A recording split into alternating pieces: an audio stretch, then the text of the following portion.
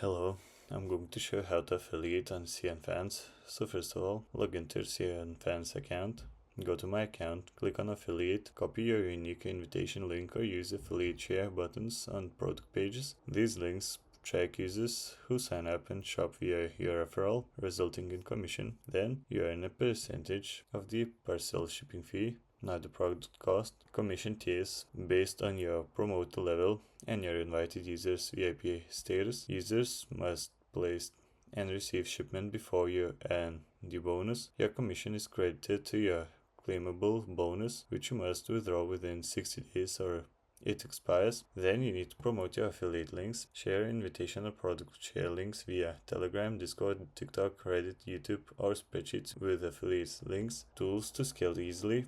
Use the CNFans link converter Chrome extension to automate affiliate links conversion. Many affiliates use preloaded spreadsheets where you just insert your affiliate ID. Then you need to track and withdraw earnings in your CNFans dashboard via your claimable bonus. Ensure you meet withdrawal criteria. Must have active affiliates. If your claim is on hold for over 20 days, check if your withdrawal or your payout account details need attention, and that's it.